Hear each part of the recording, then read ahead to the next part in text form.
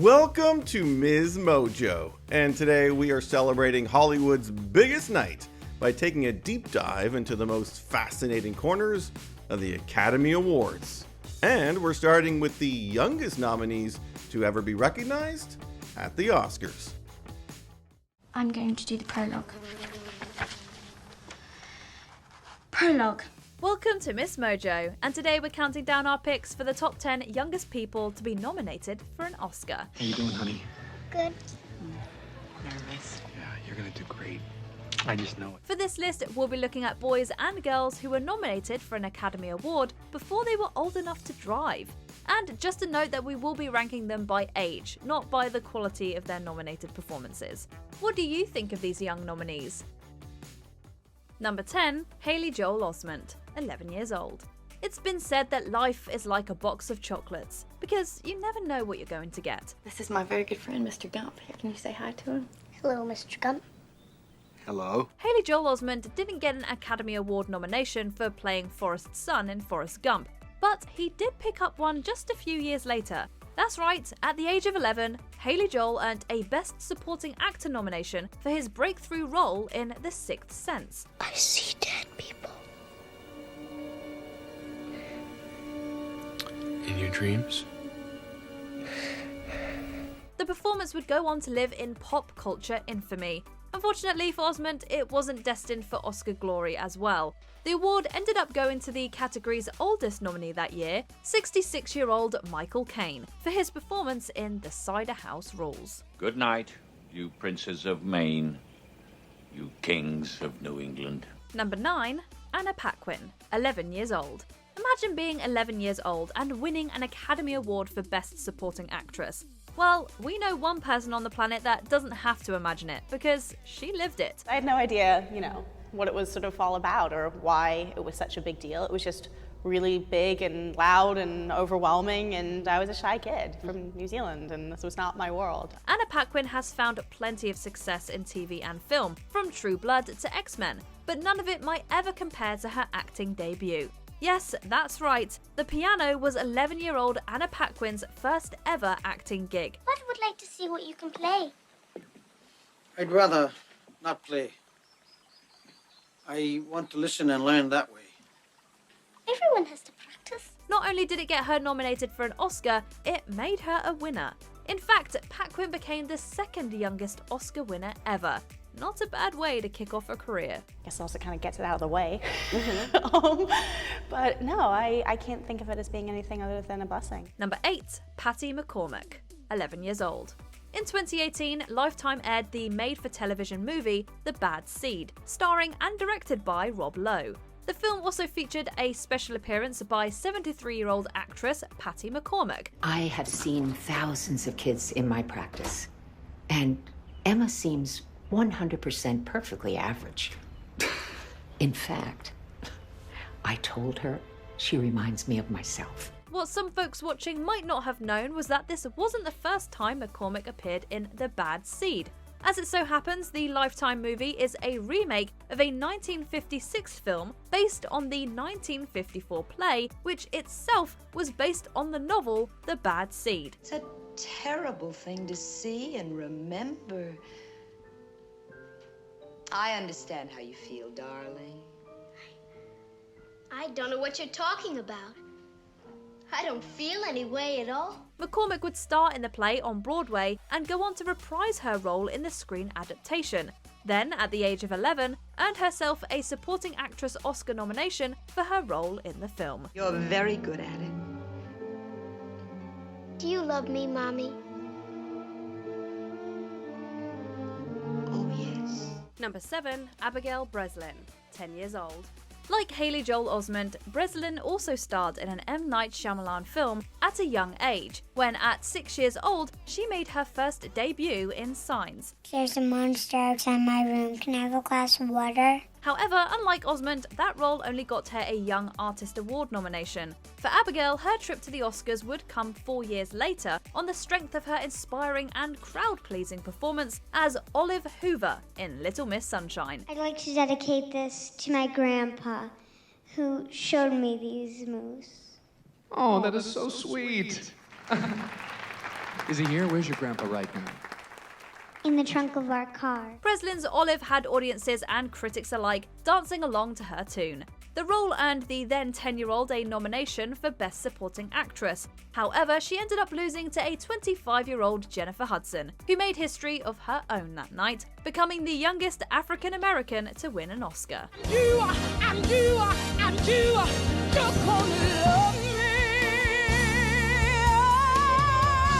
Number 6. Quinn Cummings, 10 years old. Quinn Cummings quit acting in the early 90s and went on to make a name for herself as an author and inventor. You know those hip hugger baby carriers? She invented that. But for the purposes of this list, we need to go all the way back to 1978. I broke my ass for... Give me that. Ass, I've heard the word before. I broke my ass for 12 years in this town and things are finally beginning to break for me. 10-year-old Cummings was nominated for a Best Supporting Actress Oscar for her role in the 1977 film The Goodbye Girl. As Lucy, Cummings turned in a witty and mature performance. Only I'm a little old-fashioned. I want your approval. Me? I'm only 10 years old. I'm not allowed to vote yet. I like your style, kid. I really do. I'm sorry. I hear you don't like to be called kid. I'm a kid. It fits. While she didn't win, her co-star in the movie, Richard Dreyfuss, nabbed the Oscar for Best Actor, becoming, at the time, the youngest man to win said award. He was 30. You want to hear the reviews Elliot Garfield brings to Kowalski dimensions that even Brando had not investigated? Number 5. Mary Badham, 10 years old. In 1963, a 16-year-old Patty Duke became, at the time, the youngest person to ever win an Oscar when she took home the Best Supporting Actress award for her portrayal of Helen Keller in The Miracle Worker. Imitate now. Understand later. End of the first lesson. Oh, you little wretch! What many people may forget, though, is that Duke wasn't even the youngest nominee in her own category. That honour belonged to 10-year-old Mary Badham, who earned her Supporting Actress nomination for playing Scout in To Kill a Mockingbird. Hey, Mr. Bowes. Don't you say hey to me, you ugly girl. You say good afternoon, Mr. Bowes. Badham took on the hefty challenge of anchoring the adaptation of Harper Lee's seminal novel. 60 years later, her performance stands the test of time. Well, it would be sort of like shooting a mockingbird, wouldn't it? She also made Oscar history that year by becoming the youngest nominee in that category at the time. Number 4. Tatum O'Neal, 10 years old. Remember when we said that Anna Paquin was the second youngest Oscar Academy Award winner? Well, at 10 years of age, Tatum O'Neal is the youngest person to ever win an Oscar. You're too young to smoke. You're gonna set this whole place on fire. O'Neal took home the Golden Man for her supporting role opposite her father, actor Ryan O'Neal, in the 1973 film Paper Moon. I look like You that. don't look nothing like me. You don't look any more like me than you do that Coney Island. Eat that damn thing, you hear? We got the same job. Lots of people got the same job. It's possible. No, it ain't possible. Then I want my $200. All right. She also won the Best Foreign Actress Award at the David D. Donatello Awards, which are the Italian Academy Awards. Though she was 10 when her name was called at the Oscar ceremony in 1974, she was only 8 years old when she auditioned for the role, and turned 9 during filming. As if we weren't impressed enough already. I told you I don't want you riding with me no more.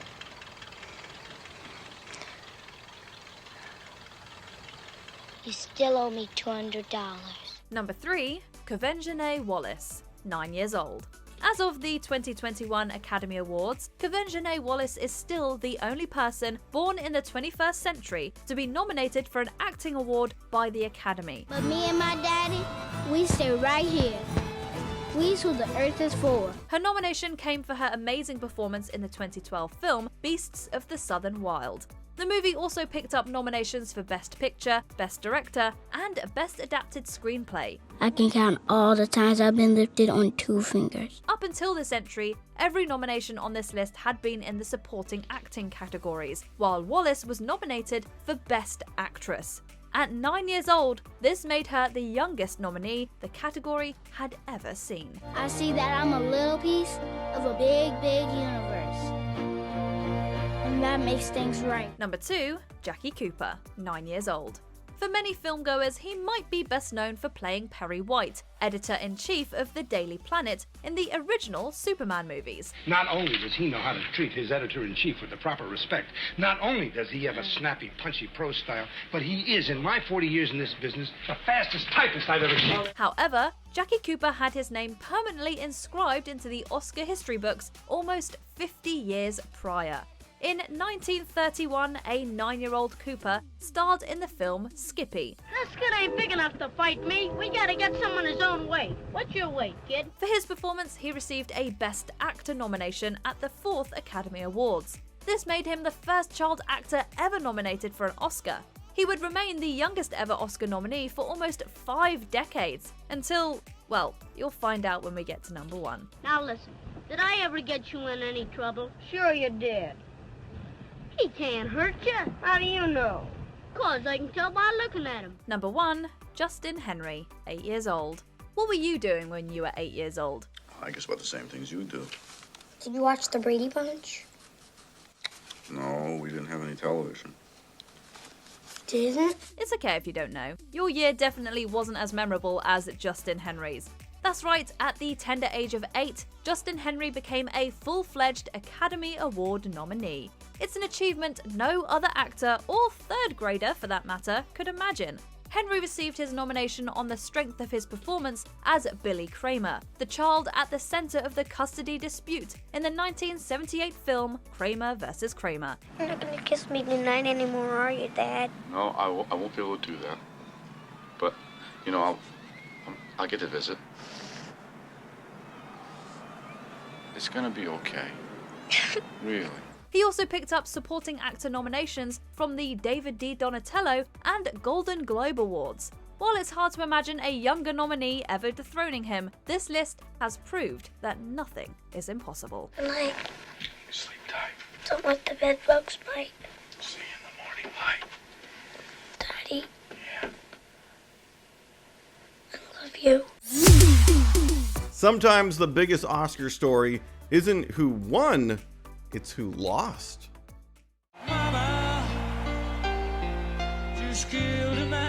Welcome to MsMojo, and today we're counting down our picks for the top 10 most controversial Oscar winners. For this list, we'll be looking at the most scandalous or talked about Academy Award recipients. What's your favourite Oscar moment? Number 10, Bohemian Rhapsody wins Best Film Editing, 91st Academy Awards. Given this biopic's troubled production, it's impressive that editor John Ottman managed to stitch together a coherent film at all. I study design here. Oh, yeah? Yeah. Also, write songs.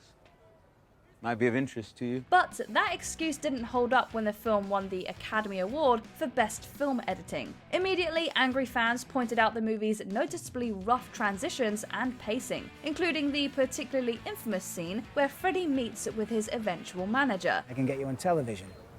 Top of the Pops. Hopefully. And then? And then, it's only the biggest television program in the country. No one's ever even heard of you. While most of the movie is solid enough, the strained edit job is hard to ignore, a sentiment that even Ottman himself has admitted. He blames studio interference for the final product. But either way, the Oscar is still in his hands, whether it's deserved or not. We want more. Every band wants more. Every band's not Queen. Number 9, Green Book wins Best Picture, 91st Academy Awards. Long before Oscar nominations were even announced, this biographical drama faced serious heat for its white gaze and misrepresented narrative. I ain't worried about nothing. In fact, when you see me worried, you'll know. Tony. You'll know if I'm worried. How about some quiet time? To make matters worse, it was even condemned by the surviving family of the real-life inspiration, Don Shirley. Green Book couldn't turn over a new page by the time awards season began, so its surprise nomination for Best Picture had many up in arms. They got a problem with how long they can call me Tony Lip. These are genteel people. Tony the Lip may be a little worldly for them. Its eventual win felt especially tasteless, given the strong slate of Best Picture nominees that year. The lineup included the likes of Roma and Black Klansman, both movies that arguably outdo Green Book. but don't have a Best Picture win to prove it. Merry Christmas. Oh, come on. Make some room. Get this man a plate. Number 8, Life of Pi, wins Best Cinematography, 85th Academy Awards. At 11 Oscar nominations, this film's artistic merits can't be argued. The one with the tiger. That's the better story. But of all its deserved acclaim, its success in the cinematography category caused some raised eyebrows. Both fans and industry veterans were quick to point out that Life of Pi's sweeping visuals were almost entirely visual effects. Yet another Academy Award the film took home that night. Spectacle. Don't let these stories and pretty lights fool you. It sparked a large debate about the ever-blurring line between the two art forms, and whether it was still fair to judge them independently. The discussion continues to rage on, since the two categories are still separated years later. The Academy's stance seems loud and clear. It's hard to believe, isn't it? Number 7, Marissa Tomei wins Best Supporting Actress for My Cousin Vinny. 65th Academy Awards. In 1993, a whole lot of Oscar pundits probably lost their bet on this one. Well, I don't get it. What does getting to Trotta's files have anything to do with hunting? While Marissa Tomei's masterful comedic timing made her a total scene stealer in My Cousin Vinny, she wasn't the favourite going into the Oscars, not by a long shot. Tomei wasn't even nominated for the Golden Globes or the BAFTAs, and yet she rose above both in completely stunning upset. Well, it's a lot of procedure, that's all. I mean, I'll learn it as I go. Learn as you go? Yeah. Didn't they teach that in law school? In fact, it was so surprising that it caused rampant conspiracy theories suggesting Tomei's name had been mistakenly called. While that had to be hurtful at the time, Tomei would later joke about it. Over 30 years later, she can hold her head high and stand proud in still having her Academy Award. What? Nothing. You stick out like a sore thumb around here. Me? What about you? I fit in better than you. Number 6, Crash, wins Best Picture, 78th Academy Awards. Ironically, Crash is exactly what this film did after making off with 3 Oscars. You embarrass me. You embarrass yourself. While the morally complex tale certainly has its moments, even contemporary reviewers noted its surface-level commentary. Modern consensus has been even less kind, and Crash consistently ranks among one of the worst Best Picture winners of all time. Something else, man? Oh, yeah. Yeah, what's that? People, man. People. Although, in its defense, the enduring scandal has more to do with the film that didn't win. To this day, many suspect that Crash was the safe vote compared to Brokeback Mountain's LGBT storyline. That was seemingly proven when, in 2015, The Hollywood Reporter held a hypothetical revote with hundreds of Academy voters. That time around, Brokeback Mountain came out on top. I wish I knew how to quit you. Number 5, Will Smith wins Best Actor for King Richard, 94th Academy Awards. It's safe to say the slap heard around the world will never be forgotten, for better or for worse. Turn now to the Oscars here at home and the slap that is still reverberating through the entertainment world and beyond. The Academy moving ahead with disciplinary proceedings against Will Smith for hitting Chris Rock at Sunday's ceremony. It's a real shame, since going into the evening, Will Smith was set to be remembered for his outstanding turn in King Richard. In the end, his actual win wasn't all that surprising compared to the shocker of the evening. You should have seen Venus out there today. Just something done clicked in her mind. She is so ready. Suddenly, Smith, his palm, and his Oscar were at the center of a media storm. In a public apology the next day, Smith called his actions inexcusable and accepted his decade-long ban from future Academy events. Nobody give a damn about your own boy. Nobody. Number 4, How Green Was My Valley wins Outstanding Motion Picture, 14th Academy Awards. Of the frontrunners to win Best Picture in 1942, one of them is still hailed as a cinematic masterpiece.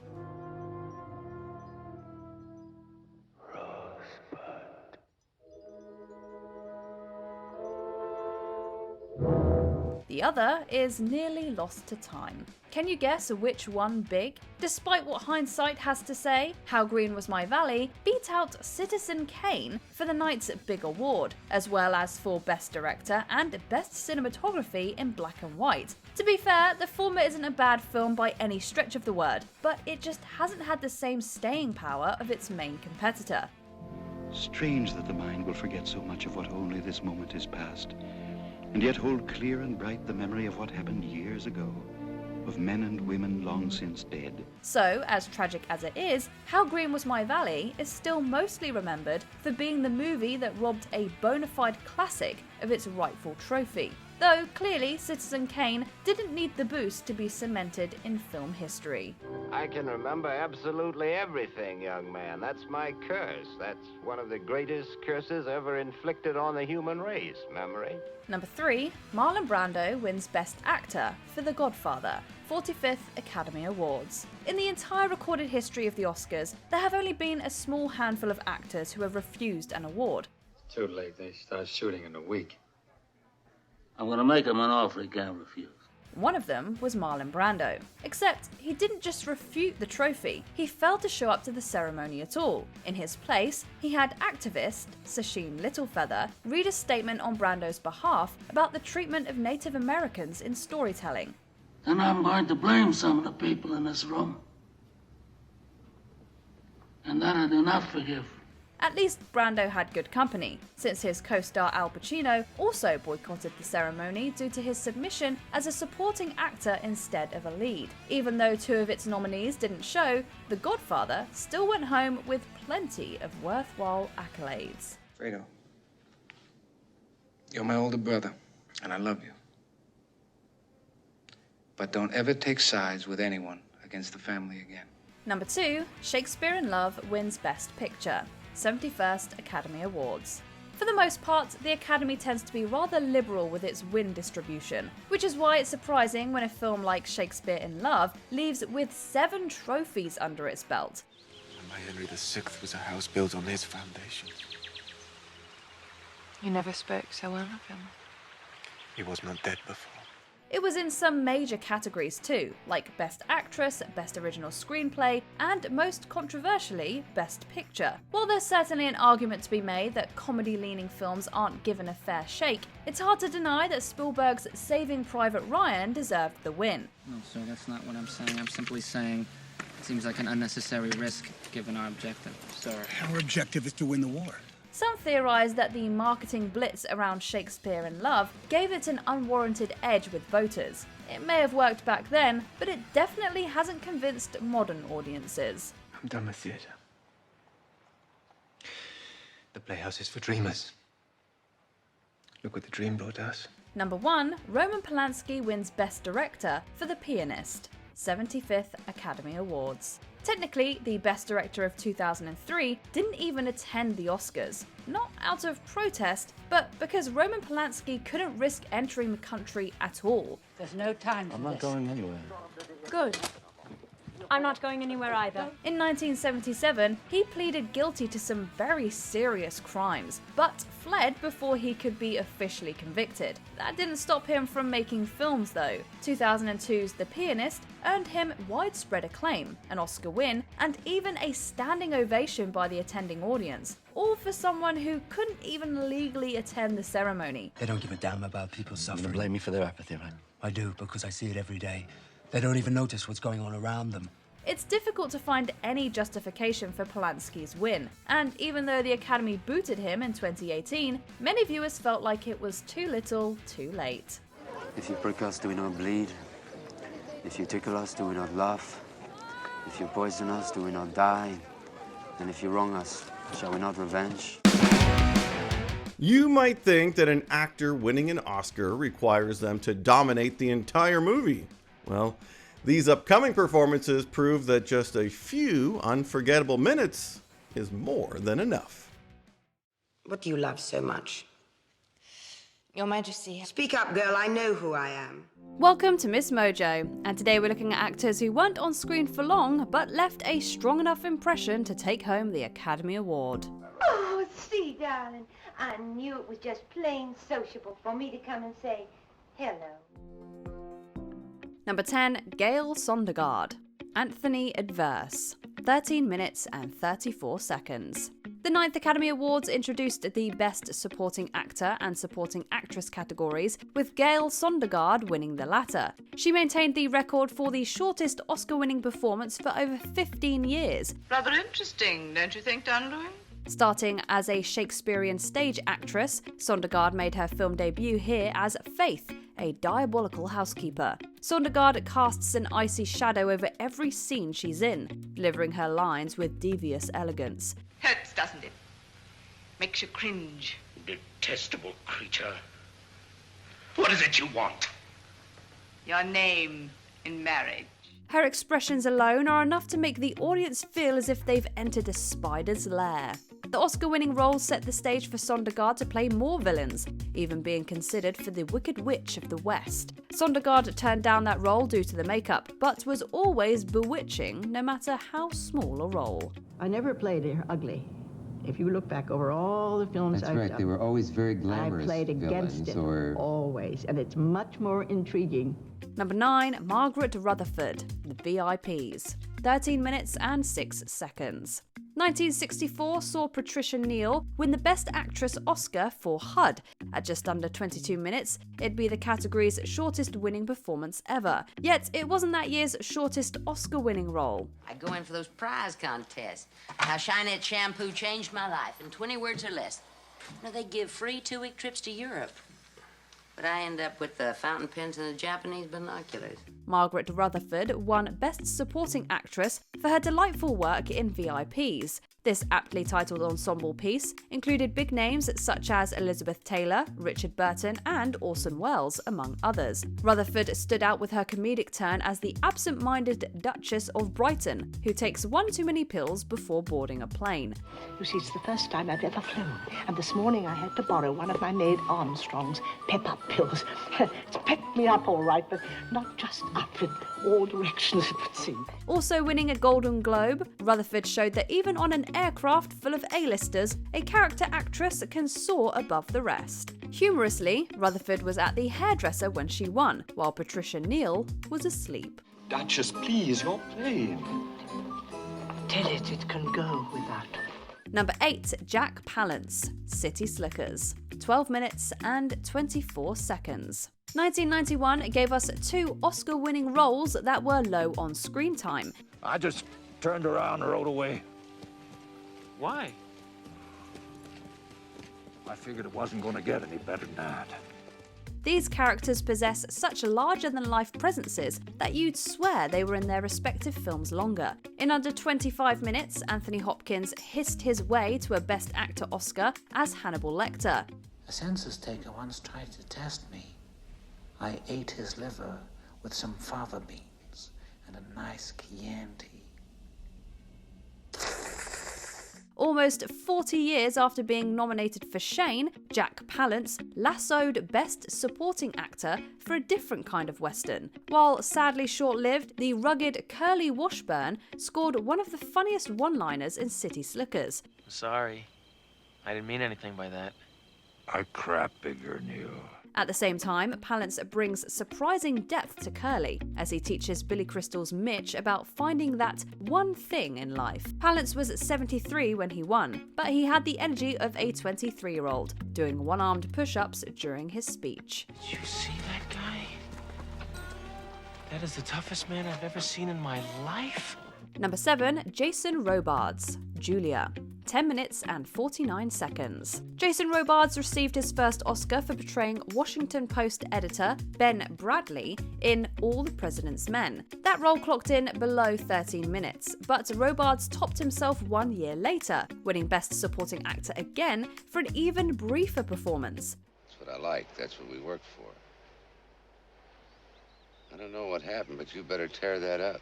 Playing another historical figure, Robards slips into the role of Dashiell Hammett, the author of hard-boiled detective novels such as The Maltese Falcon. The 1977 film Julia is based on a story by Hammett's longtime romantic partner, Lillian Hellman, portrayed by Jane Fonda.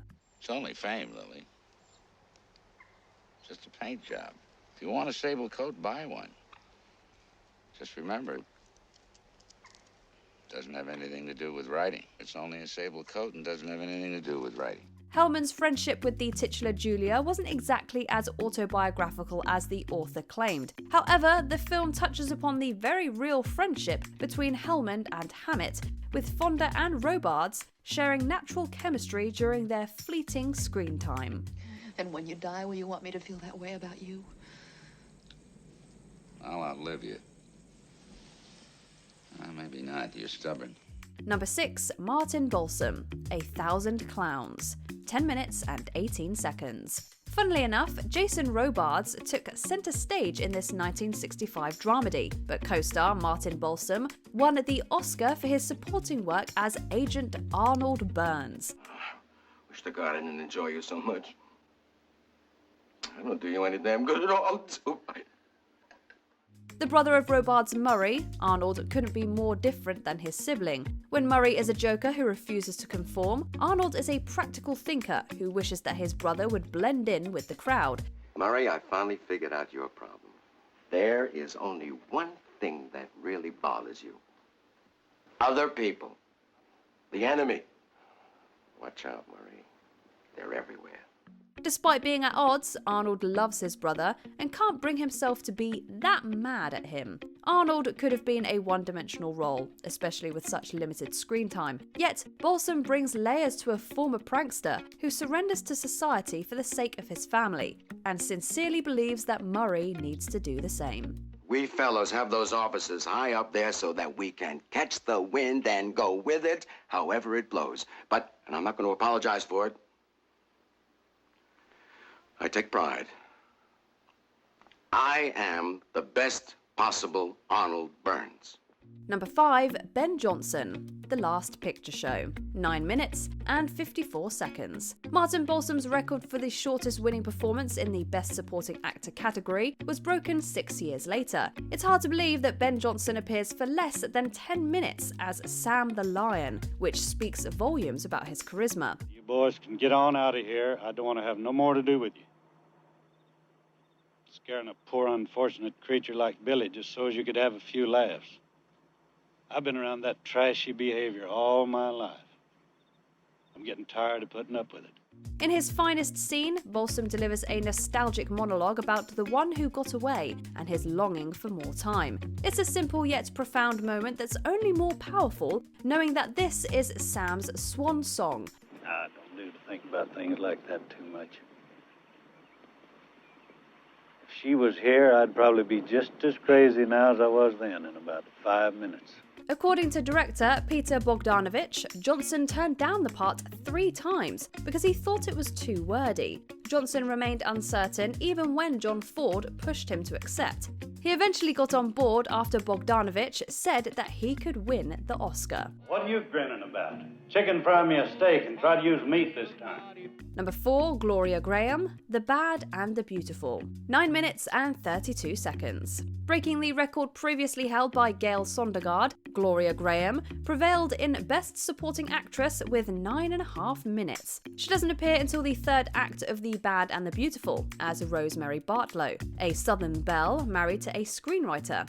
Of course, I realize that in 2 weeks, I can't do more than just barely scratch the surface. In a film full of cutthroat characters, Graham shines as a shallow wife with wandering eyes, ultimately leading to her downfall. Graham kept her Oscar acceptance speech short as well, summoning a "thank you very much" before darting off. The James Lee Bartlows in Hollywood. Isn't that a ridiculous idea?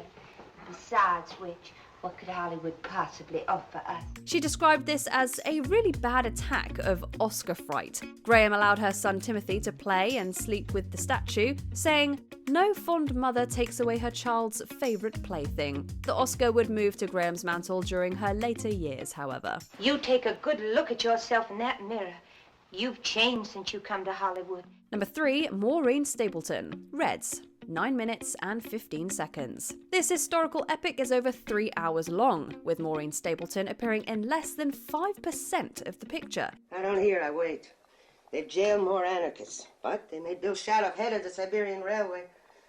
They treated me very well, and I'm reserving my judgment. Just because her screen time is brief doesn't mean that the shoot flew by for Stapleton. One scene required her to perform 80 takes, leading Stapleton to ask director Warren Beatty if he was out of his mind. It paid off in Oscar Gold, as Stapleton won Best Supporting Actress for playing real-life Russian-born activist Emma Goldman. Will you tell Max I'd like a picture of myself in the magazine? And under it, I would like the words deported.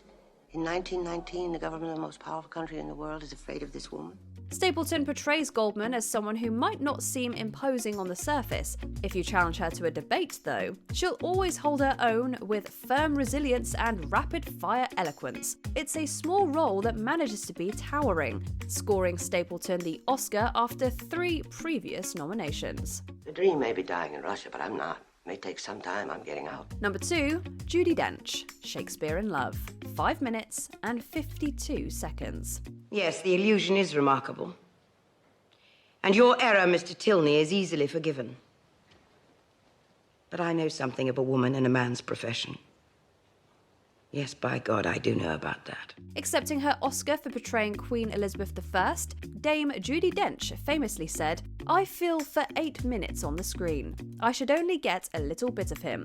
Actually, Dench's screen time was closer to 6 minutes. In any case, it's funny to think that Dench spent hours in costume and makeup departments for what's practically a cameo. Nevertheless, Dench still brings an all-encompassing presence to the sharp-tongued Queen. Nature and truth are the very enemies of play acting. I'll wager my fortune.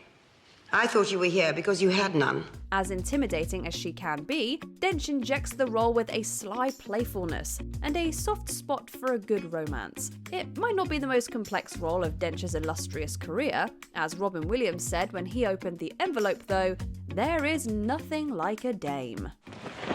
Too late, too late. Number 1, Beatrice Straight, Network. 5 minutes and 2 seconds. Network marked several Academy Awards records. It remains tied for the film with the most acting wins. Peter Finch became the first posthumous acting winner. Last but not least, Beatrice Straight still holds the record for the shortest Oscar-winning performance. I know I'm obsessed with her. Say it. Don't keep telling me that you're obsessed, that you're infatuated. Say that you're in love with her. Besting Gloria Graham's record by 4 minutes and 30 seconds, Straight played Louise Schumacher, the wife of a news division president. Straight is nothing short of explosive in a scene where Louise's husband comes clean about an affair. This is your great winter romance, isn't it? Your last roar of passion before you settle into your emeritus years. Is that what's left for me?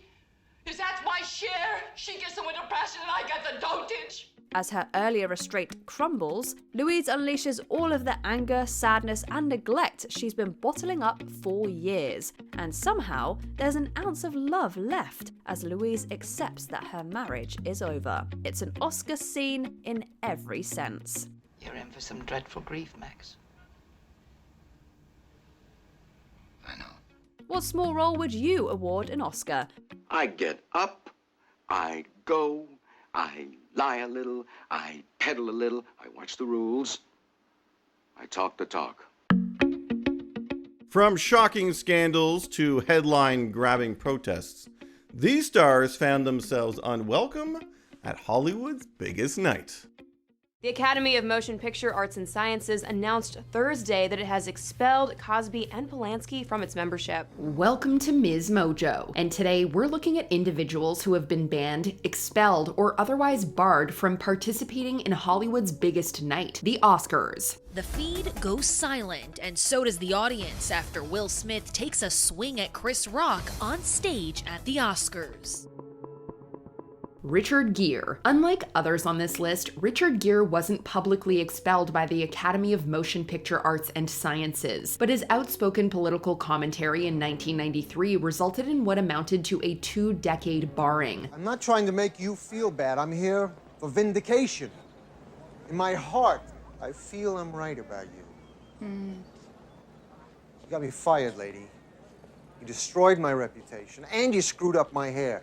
You see, while presenting at the 65th Academy Awards, Gere went off script to denounce human rights abuses in Tibet, directly referencing Chinese leadership. Producers at the time, particularly Gil Cates, who oversaw that ceremony, were displeased, believing that the Oscars broadcast wasn't the place for political advocacy. As a result, Gere says he wasn't invited back to present for many years. He eventually returned to the Oscars stage in 2013, roughly 20 years later. Carmine Corritti. In a dramatic twist that might sound like something out of a Hollywood courtroom drama, Carmine Corritti, a respected character actor known for The Godfather Part 2 and Part 3, became the first person ever formally expelled from the Oscars. What heinous crime did Corritti do to receive the ban, you ask? Well, it was all because he shared unauthorized Oscar screeners. Let me tell you something. Everybody does it, okay? Yep, instead of keeping them secure, he passed the for-your consideration screeners to a friend who then made copies and distributed them more widely. I would send them to him before I even looked at them, and then he would copy them and send them back. Well, agents found 130 homemade DVDs in Sprague's home, and he pleaded guilty to 1 count of copyright infringement in U.S. District Court in L.A. The Academy took the breach seriously, saying it undermined the integrity of its voting process and the security of films before their official releases. Yeesh. Adam Kimmel. Cinematographer Adam Kimmel, whose work includes films like Lars and the Real Girl and Capote, saw his relationship with the Oscars end abruptly in 2021.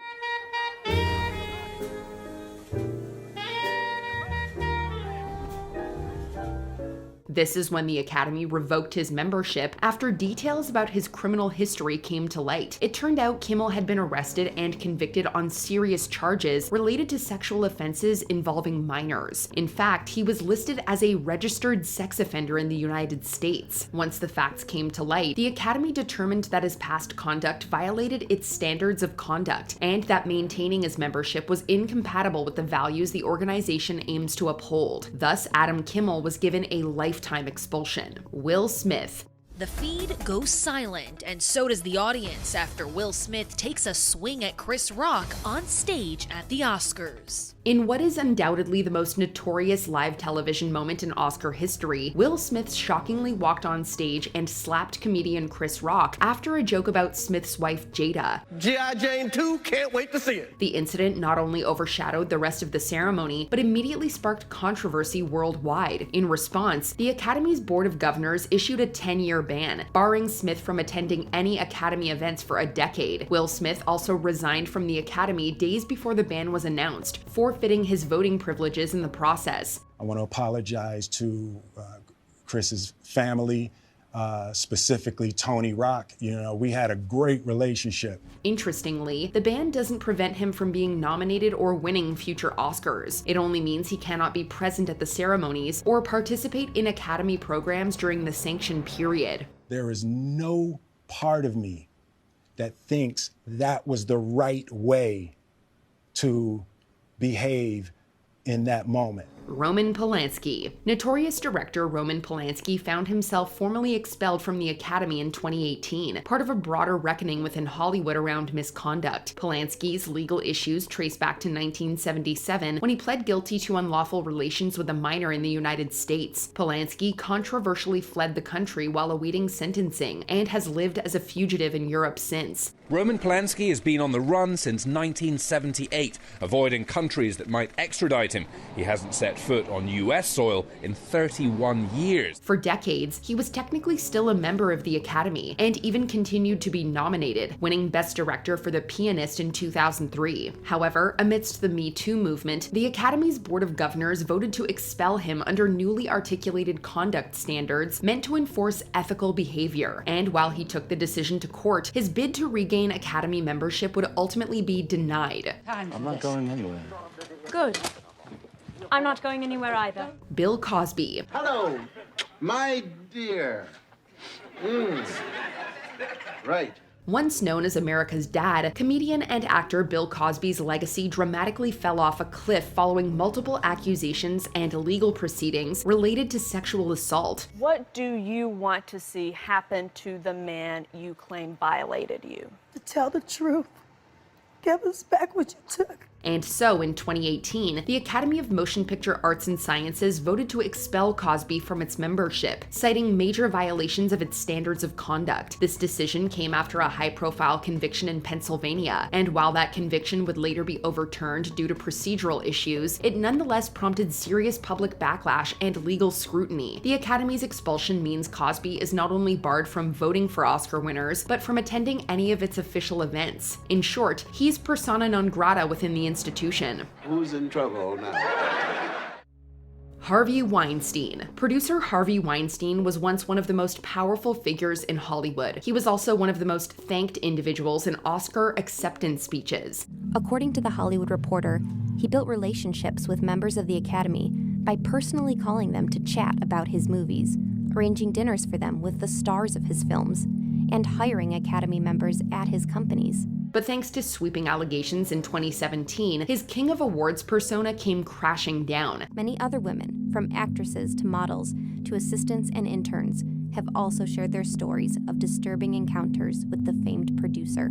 Weinstein's influence in the entertainment industry is remarkably far-reaching and touches nearly every medium. And in a surprise to no one, the Academy's Board of Governors voted overwhelmingly to expel Weinstein over his highly publicized misconduct. Several criminal convictions followed, and Harvey received a lengthy prison sentence for his crimes. Following his expulsion, Weinstein remains banned from anything and everything to do with the Academy Awards, marking a dramatic fall from grace from one of the industry's biggest players. His sentence is long enough for him, at least to begin to understand what he's done.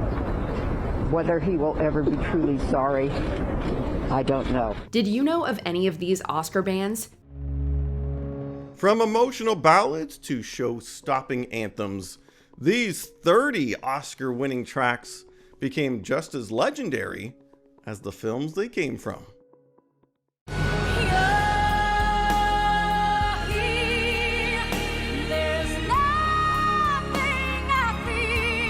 Welcome to MsMojo, and today we're counting down our picks for the original songs that took home top honors at the Academy Awards.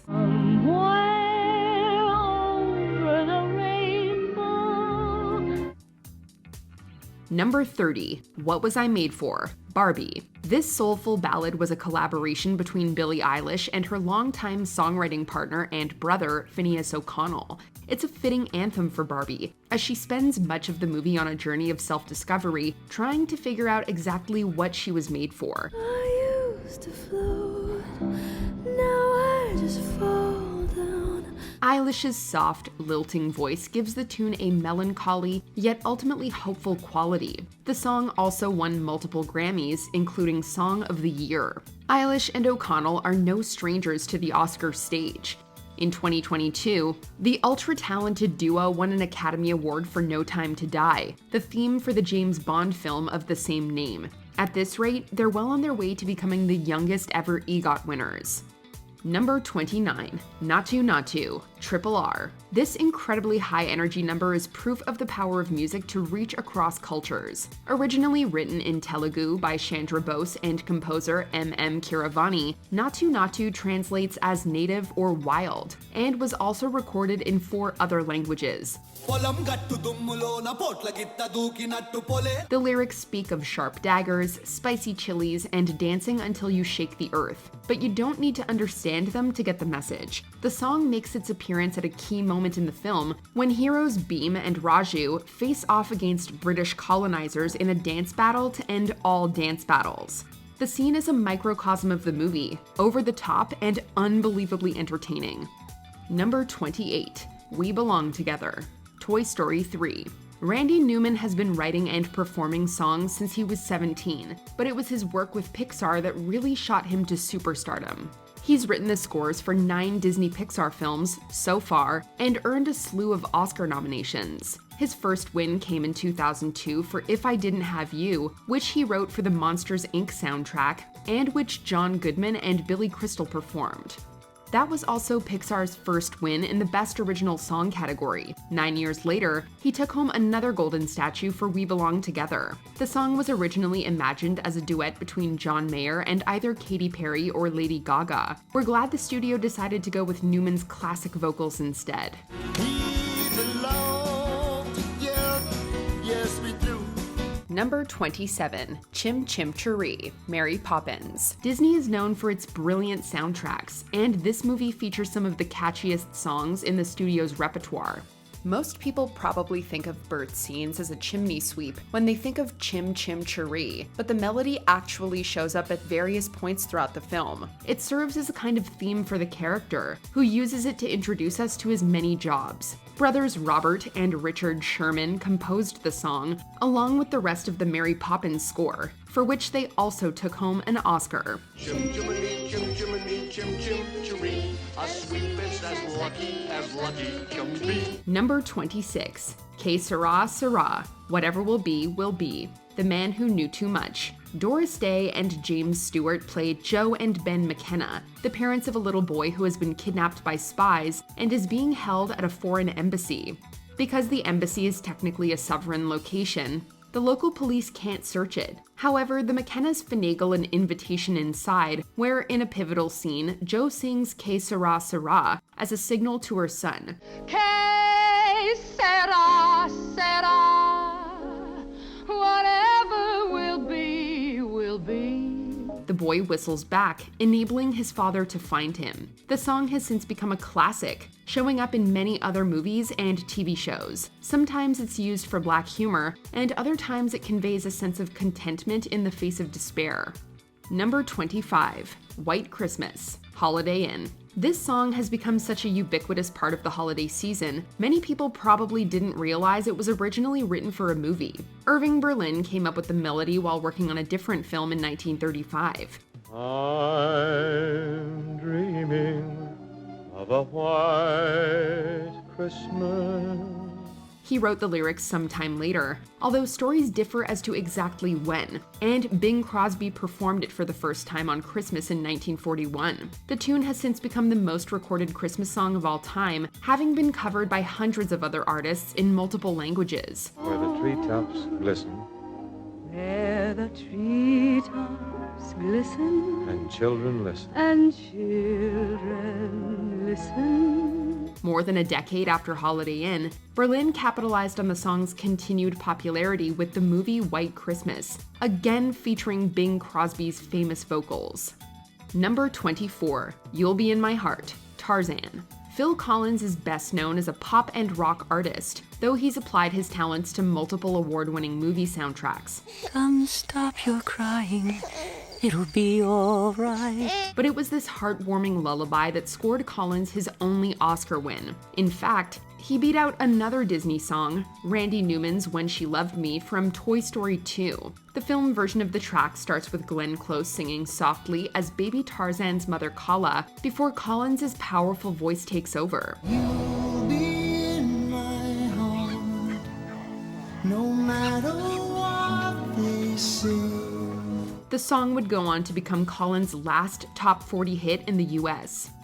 Number 23, The Way You Look Tonight, Swing Time. Like White Christmas, this song's fame has transcended that of the film it was written for. Swing Time is a rom-com musical, and one of Fred Astaire and Ginger Rogers' 10 films together. Following an argument, Astaire's character Lucky serenades Rogers with The Way You Look Tonight.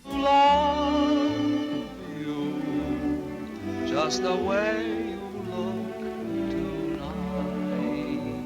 The iconic duo then danced to the tune later in the film. Written and composed by Dorothy Fields and Jerome Kern, the song was an instant hit. Other artists began recording covers of it the same year it was released, with Frank Sinatra's version eventually becoming the most popular. Lovely, and never change. Keep that breathless charm. Number 22, Remember Me, Coco. Many of these Oscar-winning songs play a crucial part in the movies they were made for, but perhaps none more so than Remember Me. Oh, I have to say goodbye. Remember me! After young Miguel finds himself in the land of the dead, he uncovers the truth about the song and the singer. Ernesto de la Cruz stole it and murdered its writer. Multiple versions of the tune appear in the film, including an emotional final performance by Miguel that awakens his great-grandmother's memory of her late father. Know that I'm with you, the only way that I can be. veteran composer Robert Lopez wrote the song alongside his wife, Kristen Anderson Lopez. With this Oscar win, Lopez became the first ever double EGOT, meaning he's won each of the 4 major awards at least twice. Fans of Coco will probably agree that he deserves it. Number 21, When You Believe, The Prince of Egypt. This powerful number is sung by the Hebrew slaves as Moses leads them out of Egypt and out of bondage. Many nights we've prayed with no proof anyone could hear. The lyrics tell of the past struggles of the Jewish people, celebrate their strength, and look to the future with a new sense of hope. This uplifting song was co-written by Stephen Schwartz and Kenneth Babyface Edmonds, who between them have an entire trophy case worth of awards. You will when you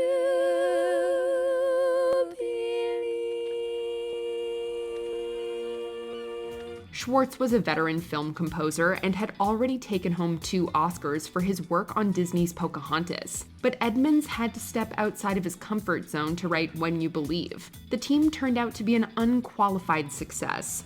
Number 20, Flashdance, What a Feeling. Flashdance. While the screenplay isn't this 80s staple's strongest element, music and dance are how the characters truly communicate.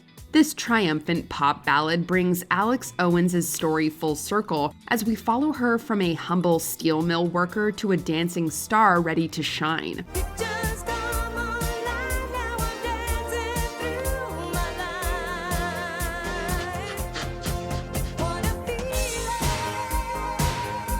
Flashdance bursts on the scene with invigorating music by Giorgio Moroder and empowering lyrics from Keith Forsey and Irene Cara, the latter of whom also injects her zealous vocals.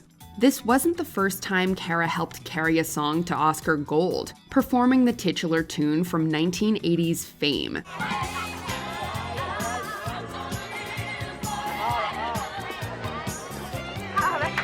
Flashdance is another song that'll live forever, capturing that special feeling when a young adult comes of age and achieves their dream, encouraging all aspiring artists to reach for the stars.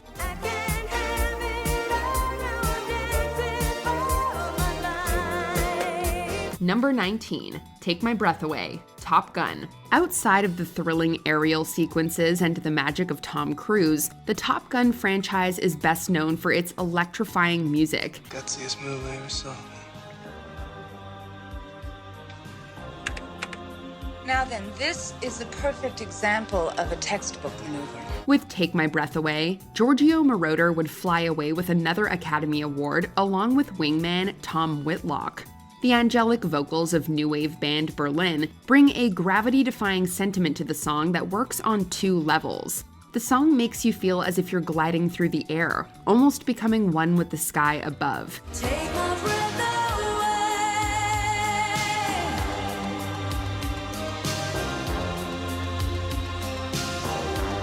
away. At the same time, it conveys the steamy romance between Maverick and Charlie. For a film with a lot of fast-paced music, this song slows time down, allowing the audience to catch their breath while also taking it away.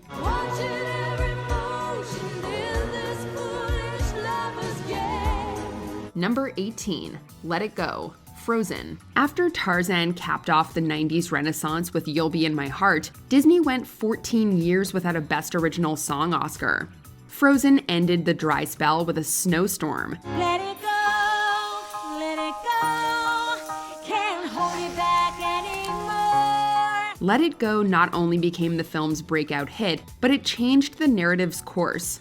Although Elsa was originally conceived as a villain, Kristen Anderson Lopez and Robert Lopez sought to unearth her humanity with this deeply personal tune. It's time to see what I can do to test the limits and break through. No right, no wrong, no rules for me. I'm free. Let It Go establishes that Elsa was never a villain, but rather a vulnerable yet powerful woman ready to break free after a lifetime in the shadows. The filmmakers also came to see Elsa in another light, evolving her into one of Disney's most progressive heroines with the voice of the wickedly talented Idina Menzel. Let the storm rage on. The coldness bothered me anyway. Number 17, Glory, Selma. This historical drama ends on a high note with a march to Montgomery and Martin Luther King Jr. delivering his "How long, not long" speech. It's a crucial moment in the civil rights movement, which is encapsulated in a song from Common and John Legend. One day, when the glory comes, it will be ours. For all the progress that Dr. King made, Glory is just as much about the struggles that persist 50 years later.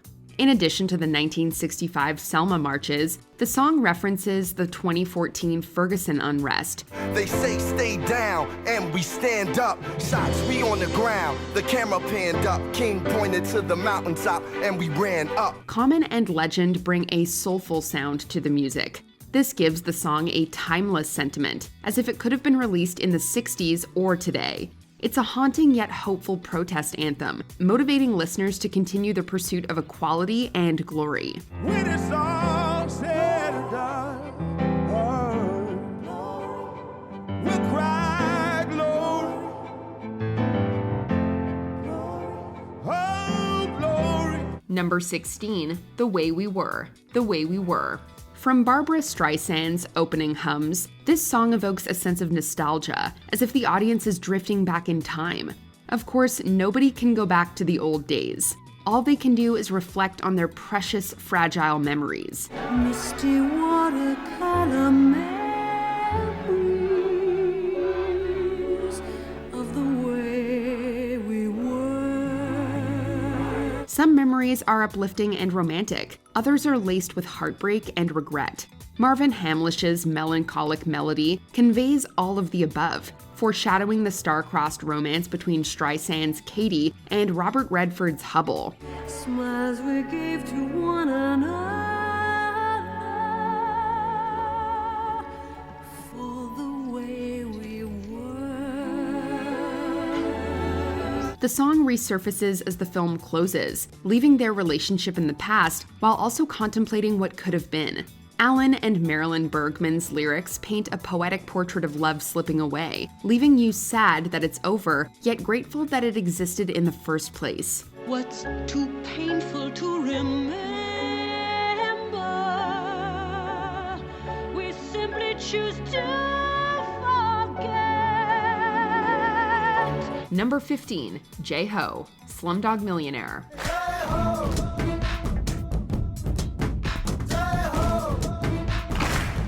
After everything that Jamal and Latika endure, the audience wants nothing more than to see them get the happiest ending imaginable.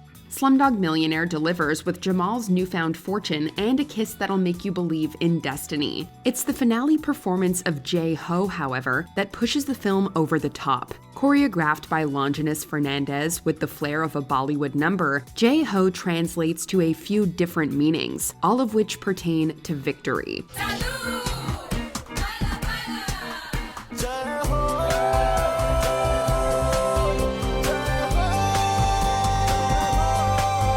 While Gulzar's lyrics are written in Hindi, Urdu, Punjabi, and even a bit of Spanish, the song transcends language barriers. This is further expressed through A.R. Rahman's music and the principal vocals provided by Sukhwinder Singh, making you want to flash mob the night away.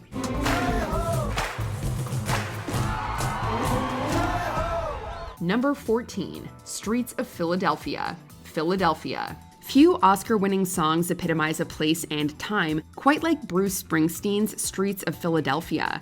The place is naturally the lonely streets of Philadelphia, Pennsylvania. The time is the early 90s as the HIV/AIDS epidemic continues to plague humanity.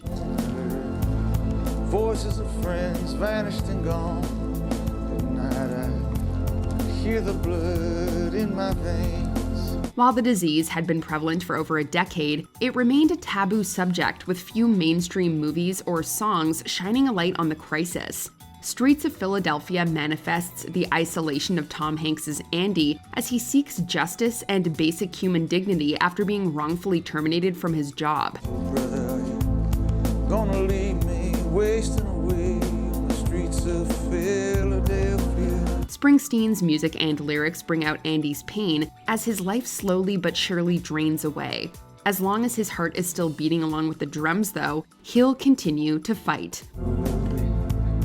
Leave each other alone like this on the streets of Philadelphia. Number 13, Raindrops Keep Falling on My Head, Butch Cassidy and the Sundance Kid. Outlaws Butch Cassidy and the Sundance Kid live as if every day could be their last. Between the shootouts and the plunges off cliffs, there's time for a carefree bicycle ride set to this joyous tune. So I just did me some talking to the sun.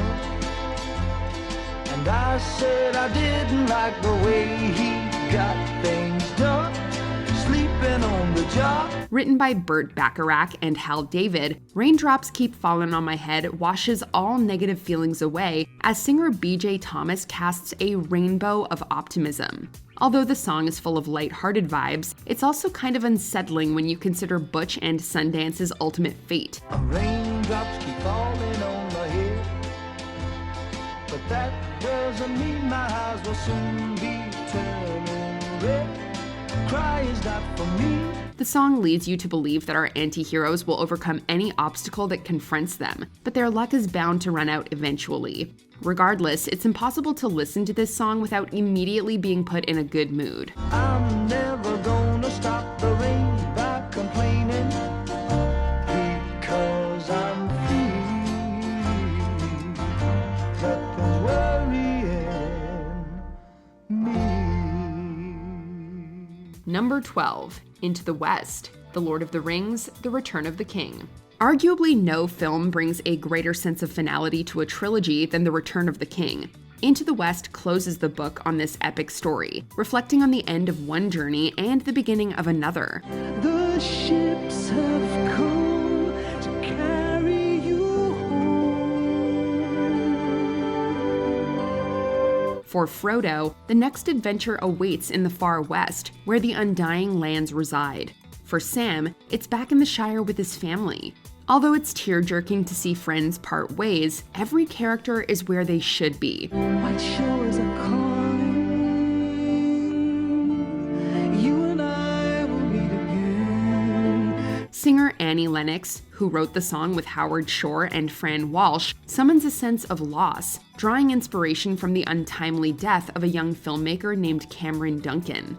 While bittersweet, the song also provides comfort, leaving us with a peaceful farewell. A light on the water, gray ships pass into the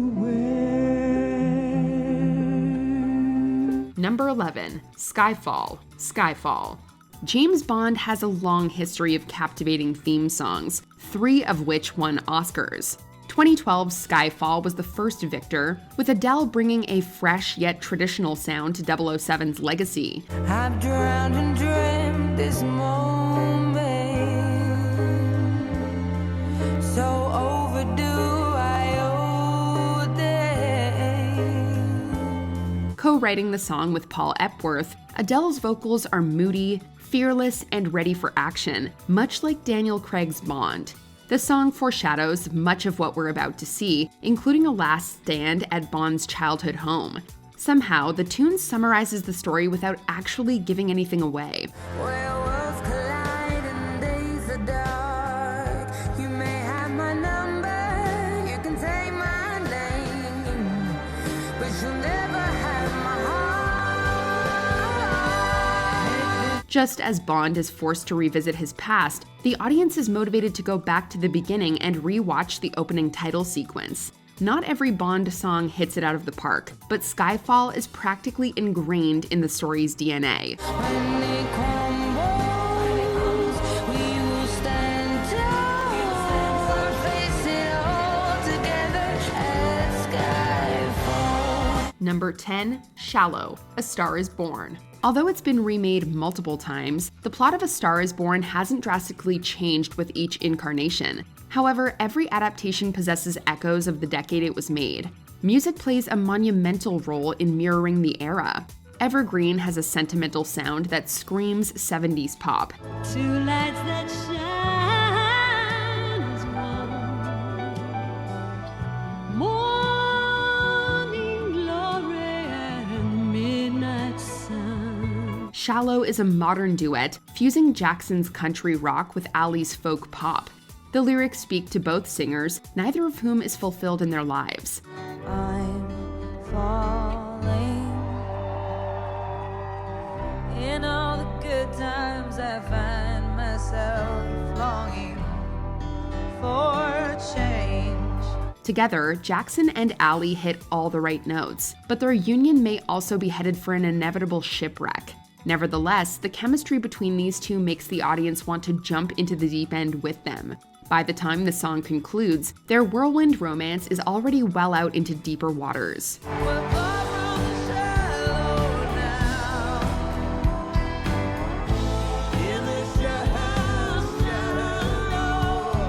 Number 9. Falling Slowly, Once. Once is the definition of a little movie that could. It was produced for only $150,000, and Glenn Hansard used his own childhood guitar for the film. Although the filmmakers had to scrape together whatever pieces they could find, the result was a profound musical that culminated in Oscars for Hansard and Markéta Irglova. Falling slowly, eyes that know me, and I can't go back. Through Falling Slowly, Hansard's Guy and Irglova's Girl express what's truly in their hearts. Although Guy doesn't realize it yet, Girl is already married and will inevitably return to their husband. Raise your hopeful voice. You had the choice. You made it now. As their voices join in a simple musical shop, though, it's clear that these two are meant for each other. Their time together may fly by, but their feelings and music are still falling with no end in sight. Falling slowly, sing your melody. I'll sing it loud.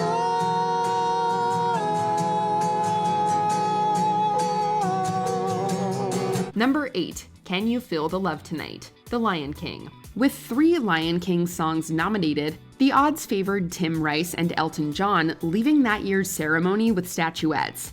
Nobody was surprised when they picked up Oscars for Can You Feel the Love Tonight.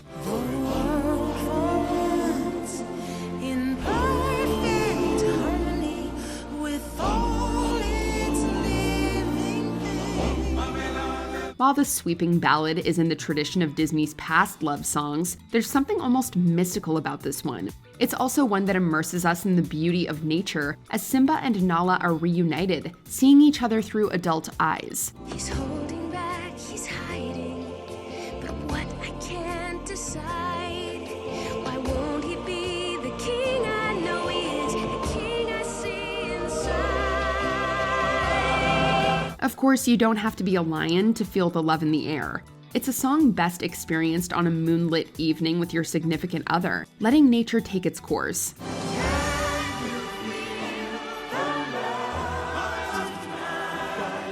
And to think, this was almost a comedic song between Timon and Pumbaa. In short, our pal is doomed.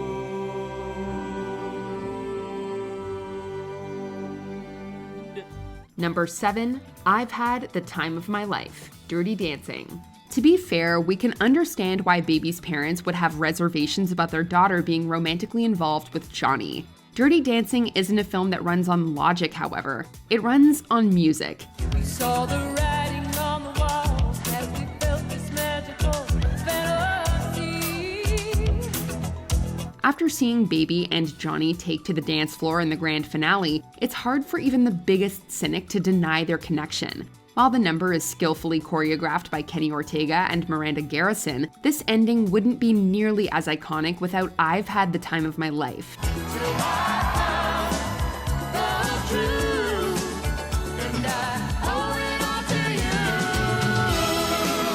The song sees Baby blossom from a sheltered teen to a confident young woman, ready to publicly display her love for dance and Johnny. As romantic as it is invigorating, nobody puts this song in the corner.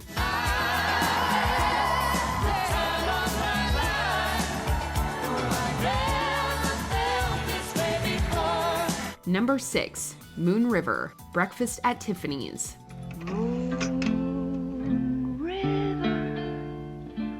Wider than a mile, I'm crossing you in style someday. Holly Golightly lives the extravagant life of a socialite, partying every night away. Behind the elegant clothing is a complex soul whose pursuit of wealth and glamour is interrupted by the arrival of a struggling writer, Paul. Holly may deny that she's developing feelings for Paul, but she sings the truth through Moon River. We're after the same rainbows and Henry Mancini and Johnny Mercer wrote the song to accommodate Audrey Hepburn's vocal range. Unlike the persona that Holly has created for herself, the melody and lyrics are quite simple. Therein lies the beauty of the song, speaking to Holly's background as a country girl. The song expresses the spontaneous Holly's yearning for an exciting life, unaware that the greatest adventure of all is looking down and smiling at her. river and me. Number 5, Beauty and the Beast. Beauty and the Beast. Howard Ashman and Alan Menken ushered in a golden age of animated Disney musicals with The Little Mermaid, winning the Oscar for Under the Sea.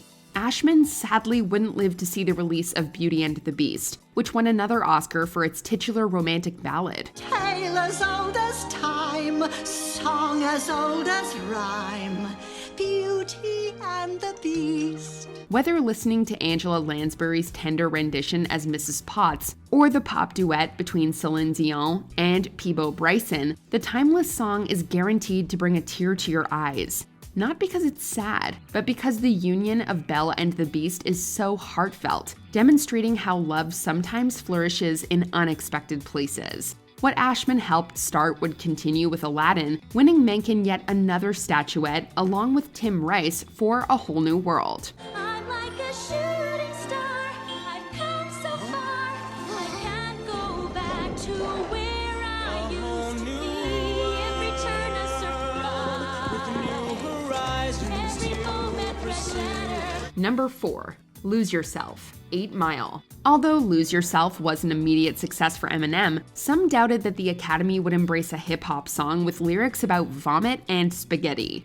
Eminem didn't even bother showing up to the ceremony. Snap back to reality. Oh, there goes gravity. Oh, there goes gravity. Choke. He's so mad, but he won't give up. Daddies, he know he won't have it. Viewers were pleasantly surprised when Barbra Streisand, of all people, announced this stimulating rap song as the victor. The song's Oscar journey mirrored the story of B-Rabbit, an underdog rapper who seizes his shot to bring down the house. This world is mine for the taking. Make me king as we move toward a new world order. A normal life is boring. Lose Yourself would be the first hip-hop song to win an Oscar, opening the door for future hits like It's Hard Out Here for a Pimp. The popularity of Lose Yourself has only endured over the decades, so much so that Eminem finally performed it at the 2020 ceremony.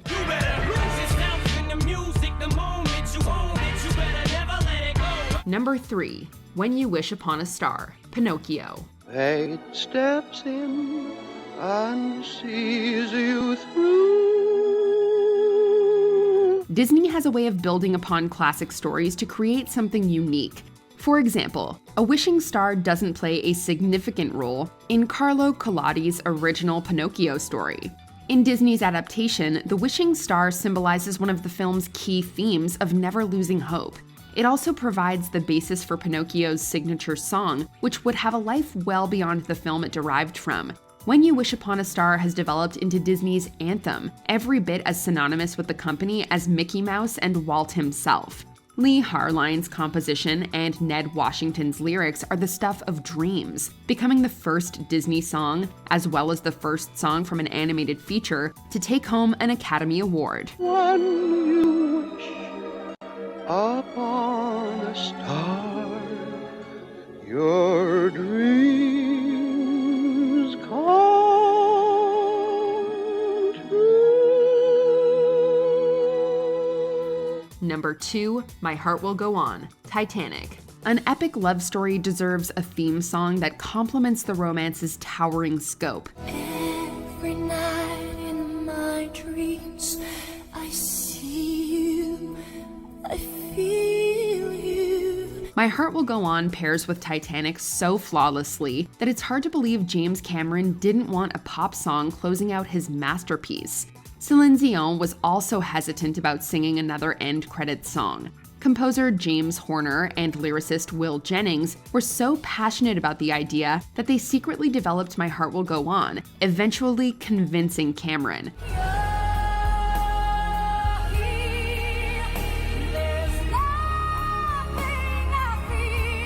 We're grateful that they did, as the song elevates what was already a touching finale to an emotional powerhouse. It's never been confirmed whether Rose is dreaming or departed in the end. Either way, the song says everything about her undying love for Jack more than 80 years later.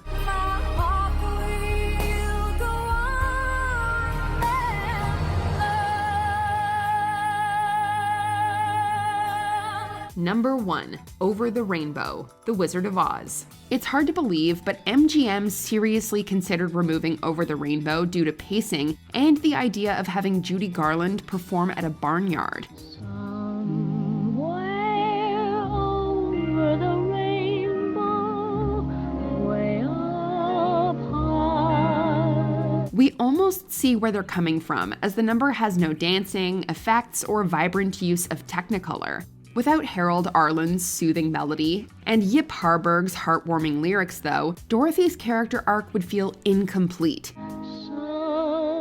Someday I wish upon a star and wake up where the clouds are far behind me. Dorothy dreams of escaping over the rainbow, but upon arriving in Oz, she finds that everything she ever wanted was back in Kansas.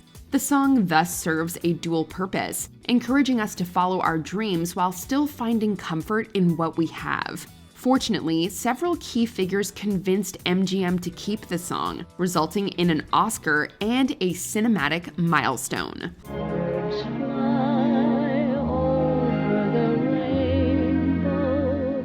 Why then, oh why can't I? What's an Oscar ceremony without those jaw-dropping moments? We're ending things today with the biggest shocks at the Academy Awards. The feed goes silent, and so does the audience after Will Smith takes a swing at Chris Rock on stage at the Oscars. Welcome to MsMojo, and today we're counting down our picks for the moments that are etched in Oscar history due to their shocking nature, whether through unexpected wins, controversial incidents, or jaw-dropping mishaps. The folks who thought they had won Best Picture and then found out that it actually belonged to another movie. Number 20, Nude John Cena. The Oscars have seen their fair share of outrageous stunts over the years, but few have been as shocking as when John Cena took the stage in nothing but his birthday suit. John Cena nearly naked, all in the name of this year's Oscar nominees. Technically, he was wearing flesh-colored underwear covered only by the envelope for Best Costume Design, but for the audience, it was an eyeful nonetheless. The skit, alongside host Jimmy Kimmel, was a nod to the streaker incident in 1974. More on that later. John appeared, explaining that he had some reservations about the planned bit. What's going on? You're supposed to run across the stage. I changed my mind. I don't want to do the streaker bit anymore. As for the muscular WWE superstar, his trademark saying "you can't see me" was certainly not in effect this time around. Number 19, We Saw Your Boobs. For the most part, the Oscars are known for their elegance and prestige. However, in 2013, host Seth MacFarlane turned heads with a shocking musical number. As a portion of his opening segment, MacFarlane performed We Saw Your Boobs, a song that gleefully listed actresses who had appeared nude in films, including many in serious dramatic roles. The song was later criticized as, quote, tasteless and, quote, sexist, making it one of the Oscars' most controversial moments. To be fair to MacFarlane, though, this felt very much in line with his trademark humor. Did the Academy even see Family Guy before hiring him? No, please, not this. Oh, God, it's not going to be coming out of us. It's going to be going... Oh, dear God. Oh. Number 18. Angelina Jolie's brotherly love. Naturally, familial embraces at award shows are commonplace, but Angelina Jolie's display of affection at the 2000 Oscars left audiences pretty shook. It's been 2 weeks since the Academy Awards and everybody's still talking about Angelina Jolie and her brother. So here to address the speculation surrounding the real nature of their relationship is Angelina Jolie and her brother James Haven Voight. You see, after winning Best Supporting Actress for Girl Interrupted, Jolie took the stage and delivered a now infamous speech where she declared, quote, "I'm so in love with my brother right now." The statement, along with her and her brother's over-the-top kisses during awards season, left many uncomfortable. While Angelina and her brother James insisted it was just a show of sibling love, the public found the entire moment extremely bizarre. All right, come on, let's go now.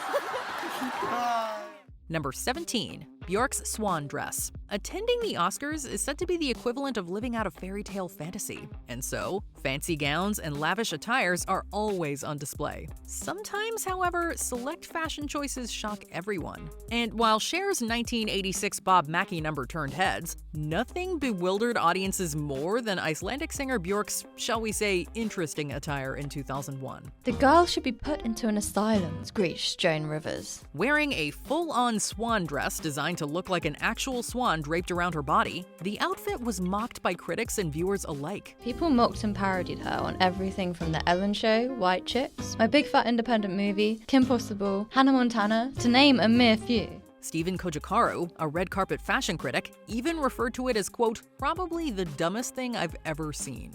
Yeesh. Number 16. Barbra Streisand and Katharine Hepburn tie. Ties at the Oscars are certainly rare, but this one was historic. In 1969, the Best Actress category ended in a dead tie between Barbra Streisand for Funny Girl and Katharine Hepburn for her turn in The Lion in Winter. Greet me as you used to. Fragile I am not.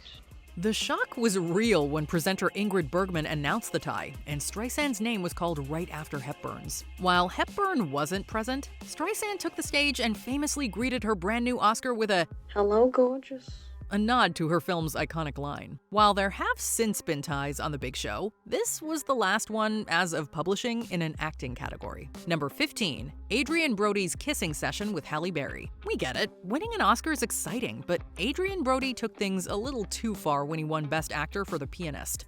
I hope that's a compliment. As the actor made his way to the stage, he grabbed presenter Halle Berry and planted a full-on surprise kiss on her lips. The unexpected moment saw Berry's eyes widen in shock as the audience reacted with cheers and gasps. Years later, many debated whether the incident was inappropriate. At the time, it was mostly seen as good-natured spontaneity. It's certainly a moment audiences and Halle Berry will never forget. I knew nothing about it. Okay. Can I say it for real? Yeah. I was like, what the f is happening?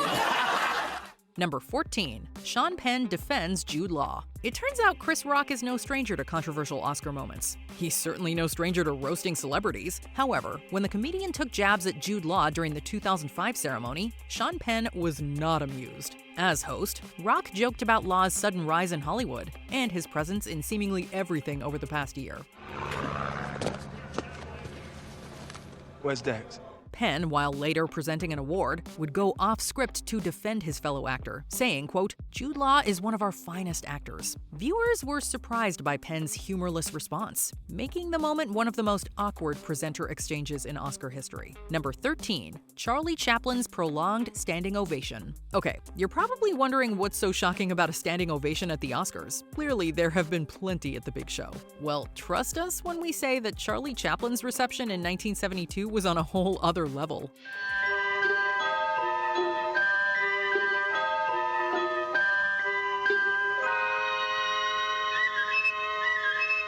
After being exiled from the United States for 2 decades due to political controversies, Chaplin was finally invited back to accept an honorary award. The moment he took the stage, the audience erupted into applause, and it just didn't stop. For 12 whole minutes, Hollywood's biggest stars stood in reverence, making it the longest ovation in Oscar history. Number 12. John Travolta introduces Adele Dazeem. It's not that John Travolta simply mispronounced a name. It's that he shockingly butchered it, seemingly creating a whole new one in the process. Yep, the Pulp Fiction star's blunder at the 2014 Oscar ceremony became legendary. As Travolta introduced Idina Menzel for her performance of Let It Go, he confidently called her the wickedly talented Adele Dazeem. Wait, what? They said, oh, by the way, we've changed Idina's name to phonetic spelling. I went, but what do you mean? Go! The bizarre mispronunciation instantly became meme material, with fans and even Menzel herself poking fun at the gaffe. It just threw me a little bit. How many times But a now day? it's the best thing that's ever happened. Yeah, but now, of course, yeah. Travolta got a do-over the following year, but was criticized for being extra touchy on stage. Number 11, Anthony Hopkins' win over Chadwick Boseman. It was an upset so shocking it even surprised the show's producers. You see, the 2021 Best Actor category had been widely expected to go to Chadwick Boseman posthumously for Ma Rainey's Black Bottom. It's said that the Academy rearranged the ceremony to end with Best Actor instead of Best Picture, seemingly setting up an emotional tribute for Boseman. Saving the best for last, huh, Bart? But when Anthony Hopkins was announced as the winner for The Father, and wasn't even present to accept, viewers were stunned. While Hopkins delivered a gracious tribute to Boseman the next day, the moment remains one of the biggest shocks of all time. You know, this is how I honestly and really truly feel about it. There's no award that can validate his legacy. Number 10, Marissa Tomei's surprise win. There's a reason Marissa Tomei's 1993 Best Supporting Actress win for My Cousin Vinny remains one of the most talked about upsets in Academy Awards history. I was thinking last night, if only I knew what he knows, you know? If he let me look at his files. Oh, boy. Despite not being anywhere near a frontrunner, having missed nominations at the Golden Globes and BAFTAs, Tomei's sharp and hilarious performance as Mona Lisa Vito somehow earned her the Golden Trophy over the likes of Vanessa Redgrave and Miranda Richardson. The shock victory was such an upset that the moment sparked widespread conspiracy theories suggesting her name was announced by mistake by presenter Jack Palance. This rumor has since been debunked, however. What? Nothing. You stick out like a sore thumb around here. Me? What about you? I fit in better than you. Number 9, Rob Lowe and Snow White's musical number. The opening of the 1989 Oscars is the stuff of head-scratching legend. Every February, you will see me on the list of Oscar embarrassments every year. For the broadcast, producer Alan Carr enlisted Steve Silver to create a musical number inspired by Beach Blanket Babylon. It wasn't very glamorous to see Dorothy Lamour being carried across the stage under the armpits by two guys. Featuring classic Hollywood stars, the performance notably included Rob Lowe singing a parody of Proud Mary alongside Eileen Bowman dressed as Snow White. What's Rob Lowe doing singing and dancing? What's he doing with Snow White?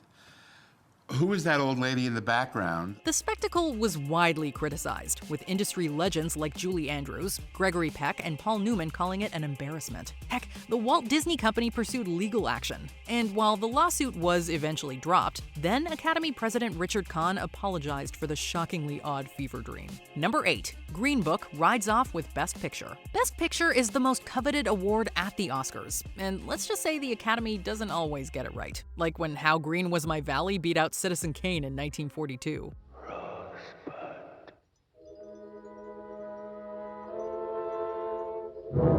Fast forward many years later and Green Book, a biographical drama from director Peter Farrelly, faced immediate criticism for its shock win. This was due to a perceived whitewashed perspective and misrepresentation of the true story. The family of Don Shirley, the film's real-life inspiration, even publicly condemned it. Green Book's divisive nomination and eventual win felt even more surprising thanks to the strong competition. With the likes of Roma and BlacKkKlansman in the running, many argued other films were far more deserving. You have a very narrow assessment of me, Tony.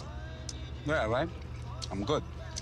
Number 7, a streaker appears. As we've seen, nudity at the Oscars isn't as rare as one might think, right, John Cena? In fact, the 1974 Oscars took a comically shocking turn when a streaker sprinted across the stage. Bearing it all for millions to see, the unexpected guest made his appearance just as presenter David Niven was introducing Elizabeth Taylor. The audacious gatecrasher, later identified as Robert Opel, left the in-person audience in stunned laughter. The moment was certainly a surprise, one that showed that anything can happen at the Oscars. As As for Nivens, he used his British wit to quip about the man's shortcomings. Number 6. Crash over Brokeback Mountain. Leading up to the 2006 Oscar ceremony, Ang Lee's LGBTQIA+ love story Brokeback Mountain had dominated award season, making it the runaway favorite for that year's Best Picture winner. I wish I knew how to quit you. To the shock of everyone, however, the award wound up going to Crash, a movie often criticized for its heavy-handed approach to race relations. The backlash was immediate, fueling debates about Hollywood and the Academy's reluctance to embrace progressive storytelling. You embarrass me. You embarrass yourself. Interestingly, years later, a hypothetical revote by The Hollywood Reporter confirmed what many had suspected.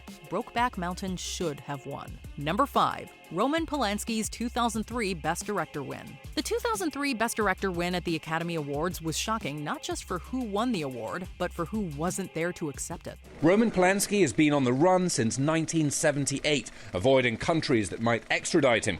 He hasn't set foot on US soil in 31 years. You see, Roman Polanski, having fled the US after pleading guilty to serious crimes in 1977, was legally unable to attend the ceremony. Harrison Ford accepted on his behalf. However, that didn't stop the Academy from awarding him the top director prize for The Pianist. There's no time for I'm not this. going anywhere. Good. I'm not going anywhere either. With the in-person audience even offering up a standing ovation, the moment sparked public backlash. Though the Academy would officially expel Polanski in 2018, for many, it was a move that came far too late. Number 4. Shakespeare in Love beats Saving Private Ryan. Maybe you should shut up. Best Picture upsets perhaps don't get any more infamous than this one.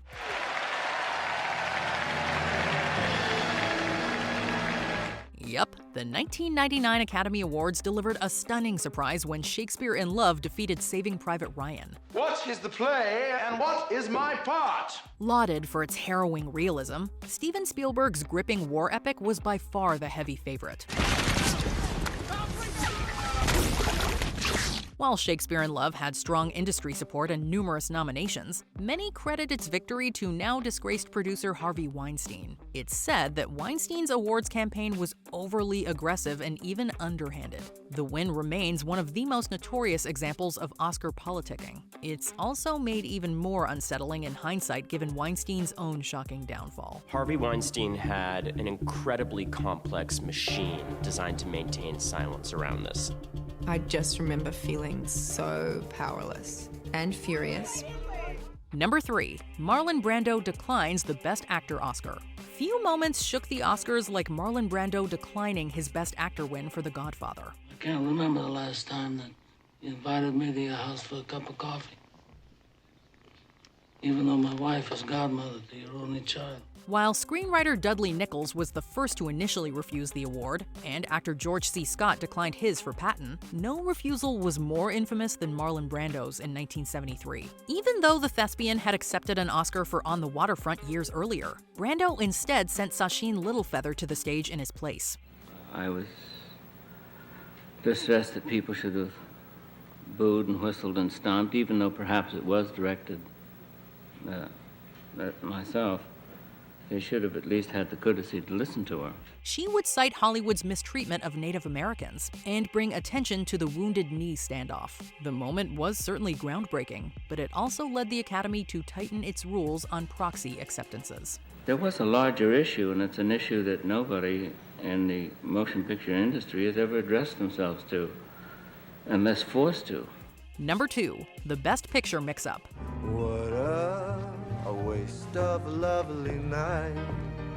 The 2017 Oscars not only delivered one of the most shocking moments in award show history, but in all of live television. The folks who thought they had won Best Picture and then found out that it actually belonged to another movie. After presenters Warren Beatty and Faye Dunaway announced La La Land as Best Picture, the film's team took the stage to accept their award. However, chaos erupted mid-acceptance speech as an error would awkwardly be revealed, leading to Moonlight being declared the true winner. There's a mistake. Moonlight, you guys won Best Picture. Moonlight won. The mix-up, caused by PricewaterhouseCoopers accountant Brian Cullinan mishandling the envelopes, turned into an unforgettable disaster dubbed Envelope Gate. Matt Damon looks like he's swallowed his own teeth. With shock. I mean, it was like they were watching their childhood homes catch fire. While the La La Land producers naturally stepped aside, the confusion overshadowed what should have been a triumphant moment for Moonlight. Number 1. Will Smith slaps Chris Rock. It was the slap heard round the world. It's now a part of our lives forever. We will never stop talking about this. It was so shocking. When comedian Chris Rock made a throwaway joke about Jada Pinkett Smith's shaved head at the 2022 Oscars, G.I. Jane 2, can't wait to see it. Jada's husband, Will Smith, met Rock on stage and slapped him in the face. The confrontation left the in-person audience and at-home viewers with their jaws on the floor. The subsequent bleeped outburst only added to the widespread discussions on professionalism, anger management, and boundaries at the Oscars. Clearly shaken and unsure how to proceed, Chris responds the best way he knows how with another joke. That was a greatest night in the history of television. Okay. The slap reverberated throughout the night, overshadowing the awards ceremony, including Smith's own win for Best Actor, where he was curiously given a standing ovation. A whole room full of people, no one lifted a finger. Spider-Man was there. Aquaman was there. Catwoman, all sitting on their hands. The actor has since received a 10-year ban from the event. Did you witness any of these shocking Oscar moments live? What went through my mind when I fell down? A bad word that I can't say that starts with F. Well, that's going to do it for our special look at the Oscars. Thanks for watching. Hope you enjoyed yourself. I've been Matt for MsMojo, and I'll see you next time.